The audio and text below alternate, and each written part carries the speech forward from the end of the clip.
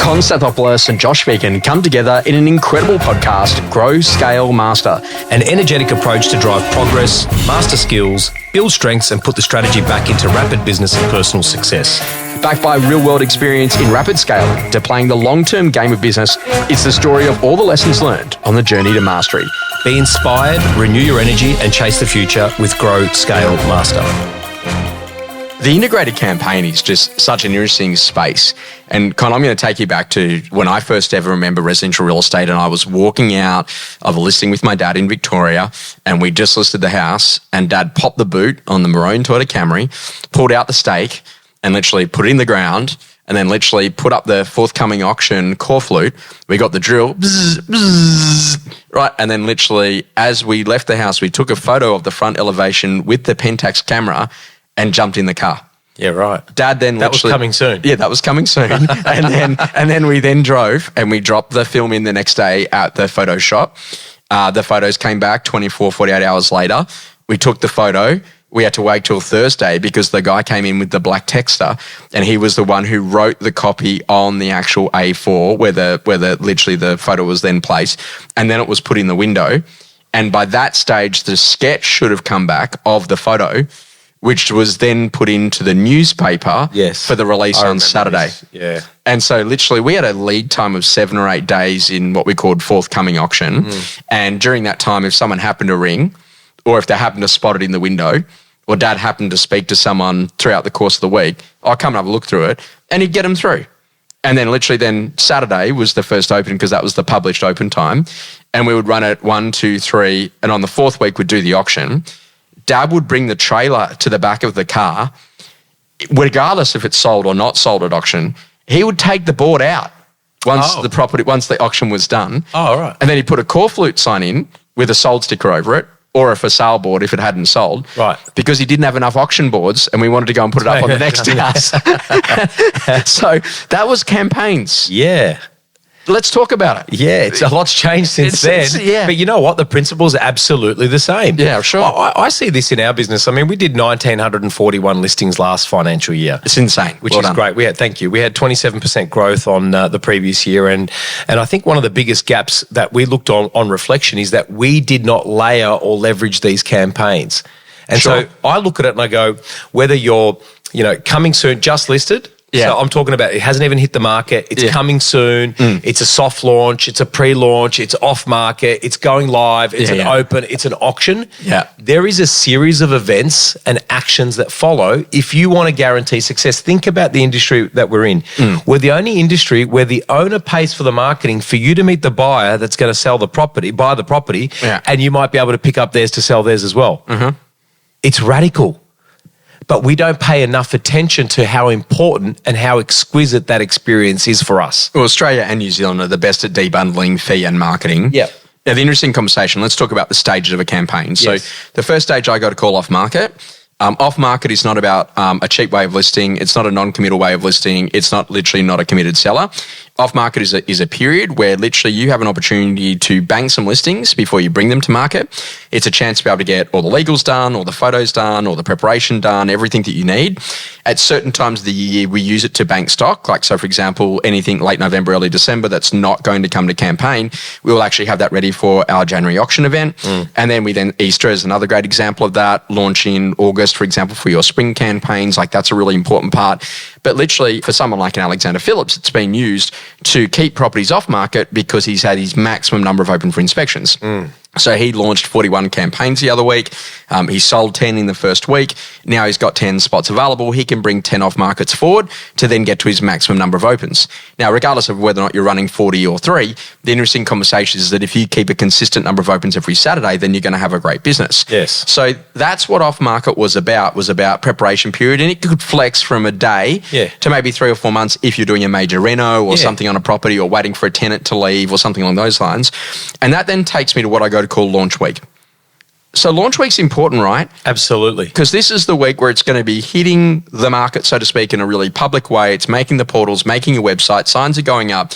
What are the activities to go and meet the 10 people either side and the 20 across the street if we're building data?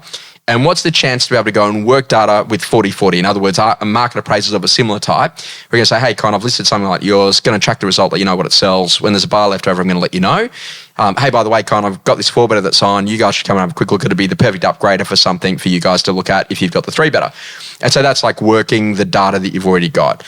And then you're thinking, okay, great. Now we're launching maybe Tuesdays on market for a Wednesday or Thursday open as the first open home. Yeah. Because really urgent buyers are looking on the major real estate portals every day. Yes. When they see it, they then turn up for the Saturday. Yeah. They turn up for the Tuesday, Wednesday, Thursday Correct. open, And then come to the Saturday for a second look. And then we've got a potentially an offer or a second or a third inspection the following week. Sure. Right. So that then takes me to the second week of the campaign of now what we got to call on market. Yes. So we're sort of heading circa day 8, day 9.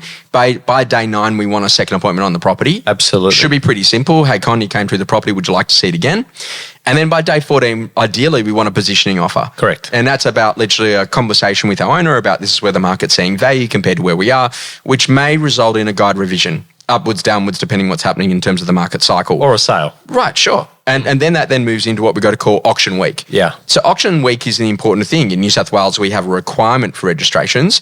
In other parts of the country, they don't, but they use the Zoom registration era that we learned through COVID to ring up a buyer and say, hey, by the way, we've got an auction on Saturday.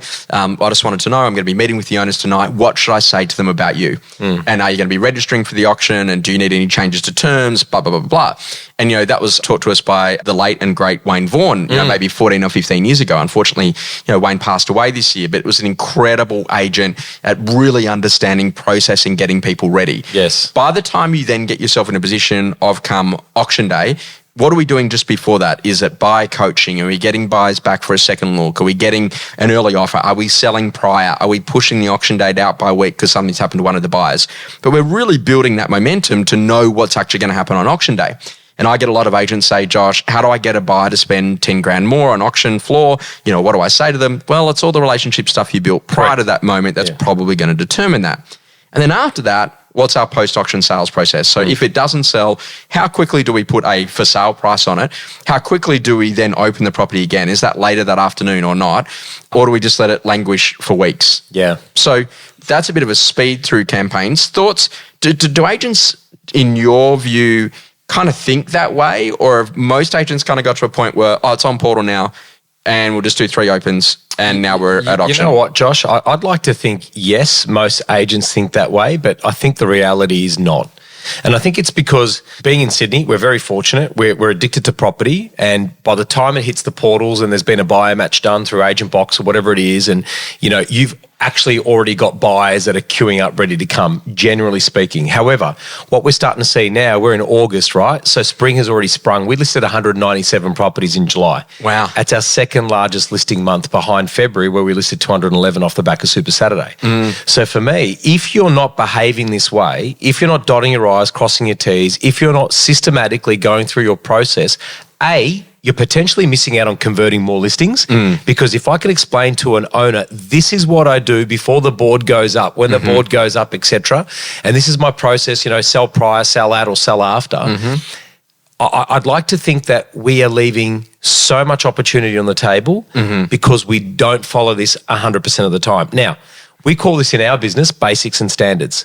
Basics are brushing your teeth, putting your undies on, clicking your seatbelt in when you start driving, right? But I reckon what we do is about 60 to 70% of the time we do what we just discussed. Yeah. And then we hope that the market or the momentum or the energy or the right buyer is going to come. And I'd like to think that we're in a serious business and we don't want to play with hope. We want to play with, hey, this is exactly what's going to happen. And Wayne, God rest his soul, was an absolute technician. He could tell you and choreograph exactly what was going to happen at an auction, whether it was selling or not. And that's what the masters do. Yeah, the interesting thing is that like learning the power of menus. So we get a price reduction, then what? Yeah. So what a great business does is to have like a price reduction menu. So now that's actually happened, what are the things that we could do? So do we go and find a new pool of buyers? Do we go back to the existing buyers? Do we use some of the digital tools that we've already got? Bumps, email blasts, social tools? Yeah. Are we in a position that we've got to actually go and get a buyer through in the following 24 hours? Do those things actually happen? And a lot of agents go missing in that stage where they've kind of gone out there, they've got the price reduction, then they wait till Saturday. Yeah. And it's like, don't do that. And so this is interesting because if you think about it, like, if you're about to sell a property and you're selling it prior, use your bump. Use the email blast that you've already got built into the package that you've already paid for in that particular property. Don't leave all of those other things behind. Correct. And, like literally if it's about to sell, do the social and then have the sold and then do it again. Yeah. And then thinking about the promotion of that once it's sold so that naturally it then generates a ton of momentum. Now, one of the things that I saw, which has been phenomenal, is a young guy called Kenji inside of Alexander Phillips' team. And Kenji's a beautiful gentleman. And one of the things that he does, and I've been on the end of this as a buyer. So I walk through a property, he sends me the phone call and has that combo, and I declare I'm not interested. And hey, Josh, by the way, 2 weeks later, it looks like it's going to be sold today. If it had some interest, you need to let me know by 10 o'clock. I don't. He then literally sends you a message later that day, hey, the property's now been sold. It's sold for X. If you missed out on this one and you're still looking to buy, here's what's coming. Here are 3 others to consider. Yeah. And so he's really good at buyer transfers. And so like literally what he thinks about is the consumer experience, about what am I actually doing to help that buyer in their pursuit of finding a home. And I think that a lot of agents are like, sorry, better luck next time.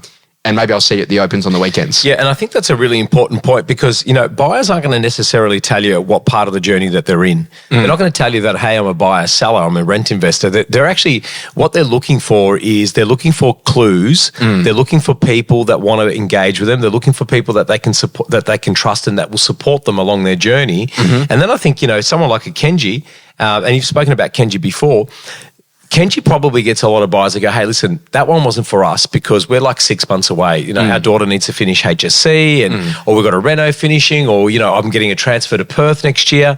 That's when they start opening up. And that's only because they follow process. They nail it every single time. So what I'd love you to do, take a pen and an A3 piece of paper and draw out for me the timeline of what happens from the moment you sign an agency agreement until the moment that the new owner moves in. Awesome. And tell me what your process is. I think you've already done that, mate. It's called Blueprint. Yeah, that's true. But I want to see how different it is between what you tell me that you do. Correct. Versus how your team actually thinks it happens. I completely agree. Experiences that rapidly shaped you. Con, this is a great one for me about the quality of the thinking is the quality of your life. And you are where you are today based on the questions that you've asked yourself and the answers that you have given. And that's kind of an interesting conversation. If you are in a position that you are not happy about something, you have a chance to change that. And if you're obsessing about something, you also have a chance to not be worried about that. But it's really about making sure that you're creating an environment that's going to allow you to think big enough. And Clayton Mask, one of my early mentors, had said to me, Josh, your home environment needs to support the type of person that you want to become. Yeah. So if it's organized and there's good natural light and it's positive and it's energetic, you will go out there and you'll go and make great things happen. Yeah, I think that's spot on. I think you make a decision to decide what type of energy you want to bring to each day. And I think the quality of your thoughts absolutely affect or impact the ability for you to perform at the peak performance level that you want to be. I think for me, Josh, we were just talking about, the integrated campaign. And I think one of the things that that's kind of, an experience that's rapidly shaping me at the moment is, have you ever seen a building getting built? Yeah. They spend so much time on the foundations, like literally months and months and months. They dig it out and they put the piers and it's literally months of work. And then all of a sudden, level 1, level 2, level 3, and so on and so forth, literally just springs up overnight. Yeah. Well, isn't that the same exactly what we're talking about? How have we actually spent the time building the foundations about how we want to launch, open, sell, and then actually settle and then, manage a past client? They're kind of really foundation principles. I wonder if we spent that much time on the foundations, how quickly could we lever and layer our business to grow? Something that's changing your view. Con, I'm really interested in watching this thing we got to call the addiction economy and being more in the moments that matter. And I read a stat last week that they expect that we'll spend somewhere between 4 to 5 hours a day in either a Meta or a Google environment. In the future? No, now. Oh, wow. Right now. Instagram, Facebook. So, and phones are really useful because, you press play on Spotify and you play a tune and you're listening to this podcast probably as you drive along and, you're able to tell the temperature and you can also monitor. And like on my Apple Watch, I've got like this app where I can see everything about my sleep and all of the above and how things have been going. And Athletic. And I've got it. Yeah. And I'm addicted. It's amazing. Yeah. But is it too much? because like every day I'm looking at it to see, am I going to be okay today? Am I going to feel okay today? So I'm just not going to look at it for the weekend now. And this is a really important thing about like actually understanding, okay, just because you can doesn't mean you should. And what's a really important part is the ability to be able to switch off. And what I've found is that when you become one of the greats at what you do, you're always on. And your ability to be able to turn off is the superpower. I call them micro moments, mate. So I completely agree. I think you can become obsessed about the data and the information that comes at you. And in our job, we are literally 24/7, 365. But you're absolutely spot on. It's those micro moments that you can actually stop, refill your cup, be able to re-energize and be able to enjoy what you're doing and and what you're building and what you're working towards. Because, obsession will get you so far, but then exhaustion will, probably stop the obsession. I think the whole idea is that literally create healthy boundaries. Yeah. For what's good for you. Absolutely. And there's so much process. I mean, I think, years ago you spoke to me about an agent having a secondary mobile number that went onto their signboards and on their inquiry, so they didn't take the buyer inquiry, so they could actually enjoy time with their family because their team member was doing it. Yeah. There's so many different ways where you can grasp the time. It's actually if you're prepared to invest in that and be able to make sure that you design the game that you want to win.